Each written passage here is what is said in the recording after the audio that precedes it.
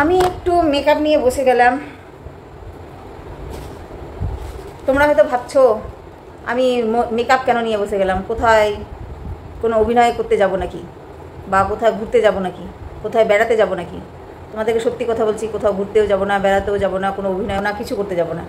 তবুও মেকআপ নিয়ে বসে গেছি। এখন হচ্ছে আমি বসে বসে মেকআপ করবো। 2-3 দিন ধরে আমার খুব মন খারাপ ফ্রেন্ডস, কী বলবো। তোমরা হয়তো ভাবছো কিসের জন্য মন খারাপ, সেটাও আমি বলছি ধীরে ধীরে। আমার মন খারাপ কিসের জন্য? আমার মন খারাপ গত 3-4 দিন আগে আমার হাজব্যান্ড আমাকে বলছে, তুমি দেখতে বুড়ির মতো হয়ে গেছো, গালমূল গাল আর মুখটা শুকনো শুকনো, এগুলো নাকি আমার শুকনো শুকনো, চোখগুলো নাকি কালা পড়ে গেছে, আর এগুলোতে নাকি বুড়ির মতো ছাপ পড়ে গেছে, বুড়ি বুড়ি হয়ে গেছি। বিয়ে করে নিয়ে আসলাম তখন কত সুন্দর ছিল, আর এখন এত খারাপ হয়ে গেছে। তো মনটা খুব খারাপ লাগছিল যখন বলছিল। মনে হচ্ছে এক একটা কথা এক একটা আলপিনের মতো চুপ ছিল বুকের মধ্যে খালি চুপ ছিল। আমার হাতেও নাই যে আমি সুন্দর করে নিব। হ্যাঁ, একটু যদি আমি সুখে থাকি তাহলে সুন্দর করতে পারবো। তো আমার হাজব্যান্ড আবার বলছে, আমি বললাম যে আমার একটু বয়স হয়েছে ওই জন্য বোধহয়। বলছে না, তোমার থেকে অমুক বউটা দেখো, অমুকের স্ত্রীটা এত বয়স বেশি, তোমার থেকে তবুও কত সুন্দর হয়ে থাকে, ফিটফাট হয়ে থাকে, ফিটফাটভাবে সবসময় যখনই দেখো ফিটফাট থাকে, কাপড় চোপড় কী সুন্দরভাবে পরে থাকে, আর হাতের আংটি, পায়ে চুটকি কী সুন্দর করে, মানে কী সুন্দরভাবে থাকে। আরও 2-3জনের মানে উদাহরণ দিল। তখন আমি ভাবলাম হ্যাঁ তো ঠিকই বলছে।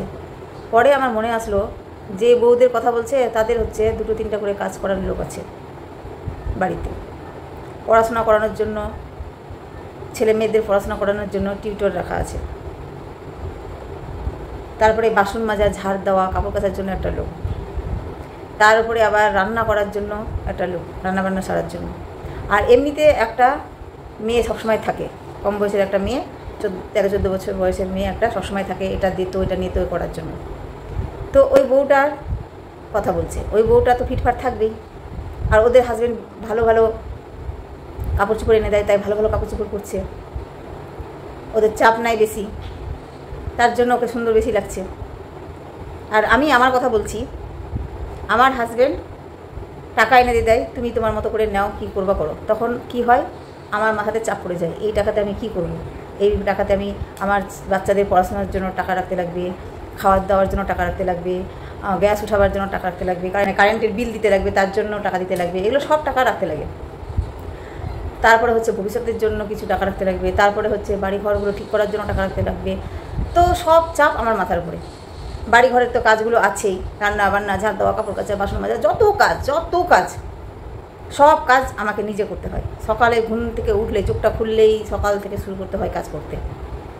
তারপর কাজ শেষ হয়ে যাওয়ার পরে তারপরে আবার বাচ্চাকে স্কুল দিয়ে আসা, নিয়ে আসা, বাচ্চাকে পড়ানো, ওদের গাইড করা, সব কিছুই করতে হয় আমাকে। তো এইভাবে করতে করতে, এইভাবে চাপ নিতে নিতে বয়সের ছাপ তো পড়ছেই, মানে ছাপটা একটু আগেই পড়ে যাচ্ছে, আর এগুলো কালোও পড়ে গেছে। আমি সবসময় চাপে থাকি বলে আর যত্ন নিতে পারি না। তো এই জন্যই আসলে আমারকে ফিটফাট দেখতে পাই না। তারপরে আমি টাকা বাঁচাতে গিয়ে আমি ড্রেস খুব কম কিনি, নিজের ড্রেসটা। তো আমার হাজব্যান্ড এরকম করে বলেছে, তো আমার হাজব্যান্ডকে তো আমি পরে বুঝিয়ে বললাম ব্যাপারগুলো। আমার হাজব্যান্ড বুঝলো ব্যাপারটা। আর আমি ভিডিও করছি এই কারণে যে তোমাদের স্ত্রীদের এভাবে কথা বলো না, কোনো স্ত্রীর সঙ্গে তুলনা করো না। যদি স্ত্রীরাও তুলনা করতে শুরু করে না, তোমাদের কেমন লাগবে? আমি যদি আমার হাজব্যান্ডকে বলতাম, অমুকের হাজব্যান্ডকে দেখো কী ফিটফাট থাকে, কী সুন্দর জেন্টেলম্যানের মতন থাকে, কী সুন্দর হ্যান্ডসাম, ঘুরে বেড়ায়, কেমন লাগতো? সেরকমই বলতে তো খুব সহজ, অন্যের স্ত্রীর তুলনা করা তো খুব সহজ, অন্যের স্ত্রীর কথা বলা তো খুব সহজ, কিন্তু বলার সময় ভাবতে হবে যে তোমার যে স্ত্রীকে এটা কথা বলছো যে অন্যের স্ত্রী ফিটফাট থাকে, তুমি থাকো না কেন? তো কতটা স্ত্রীরা এটাতে দুঃখ পায়, কতটা কষ্ট পায়, তোমরা মানে তোমাদেরকে বলে তারপরে তুমি বুঝতে পারবে কতটা কষ্টকর কথাগুলো, কত কষ্ট লাগে একটা মহিলাদেরকে এই কথাগুলো বললে। আর আরেকটা কথা, আমি একটু সাজি এখন, সাজতে সাজতেই কথাগুলো বলি, কারণ একটু পরে আমার হাজব্যান্ড চলে আসবে, এসে আবার ফিটফাট দিতে চাই। তো এদিকে আমার ছেলেকে লিখতে দিয়েছি, একটু আমি এদিকে মুখ করে, আয়নার দিকে মুখ করে সাজি। আমার ছেলেকে আবার লিখতে দিয়ে দিয়েছি, কিন্তু লিখছে তো না ফ্রেন্ডস, লিখছে তো না ভালো করে। আমি যতক্ষণ না ওখানে থাকবো পড়াশোনা ভালো করে করবে না। তবুও আমি এখানে একটু ফিটফাট হতে এসেছি।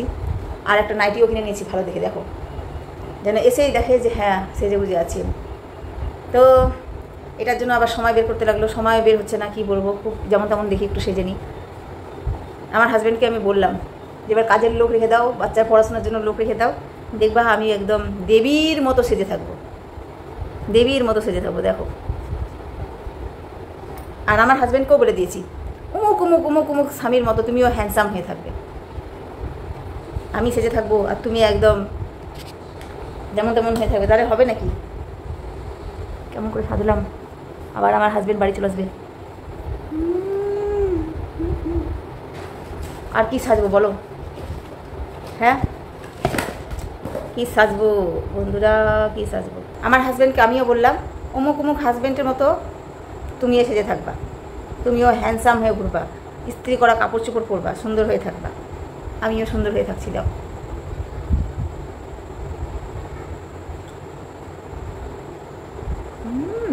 দেখো তো কত সুন্দর লাগছে আমি। এবার থেকে আরও ফিটফাট থাকবো, এবার থেকে কাজের লোক রাখবে বাড়িতে, চাপ নিব না, কিছু চাপ নিতে পারবো না, টাকা এবার আমাকে হাতে দিতে লাগবে না, তুমি সব কিছু করো, এরকম বলে দেবো। আমি শুধু খাবো দাবো আর ড্রেস ভালো ভালো রাখবো, আর ড্রেস ভালো ভালো পরবো, দেখবে তো কত সুন্দর হয়ে যাব কদিনের মধ্যে।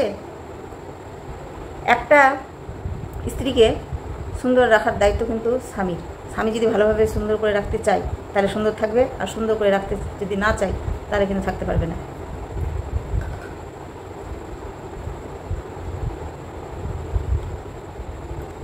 এই যে এটা আমার হাজব্যান্ড কিনে দিয়েছে লিপস্টিকটা, তার জন্য বললাম। কেমন লাগছে ফ্রেন্ডস? দেখো সেজে নিয়েছি, আর বেশি সাজবো না, এটা দিয়েই তো আমাকে একদম সেই দেখতে লাগছে।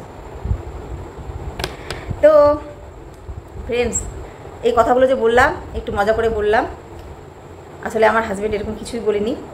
এরকম যে কথাগুলো বললাম সেই কথাগুলো অনেকের হাজব্যান্ড অনেকের স্ত্রীকে বলে এই কথাগুলো আমি বললাম।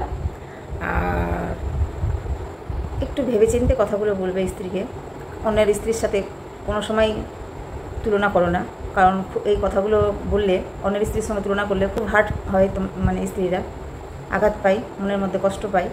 কারণ তো সবার আলাদা আলাদা সংসার, আলাদা আলাদা ইনকামের রাস্তা, আলাদা আলাদা প্রেশার চাপ থাকে সংসারের মধ্যে, সেজন্য সব স্ত্রীরা একইভাবে ফিটফাট থাকতে পারে না। যেমন যার সংসার সে তেমনভাবে থাকে। তো যদি স্ত্রীকে সুন্দর দেখতে চাও, তাদেরকে ভালোবাসো, প্রেশারটা কম রাখো, মানে তাদের উপর চাপটা কম দাও, তাহলে দেখবে খুব সুন্দর ফিটফাট থাকবে, নিজের শরীরকে সুন্দর রাখতে পারবে, নিজেকে সুন্দর রাখতে পারবে, আর ঘরে এসে দেখবেই যে তোমার স্ত্রী খুব সুন্দর। এ পর্যন্ত ভিডিওটা রেখে দিই। খোদা হাফেজ।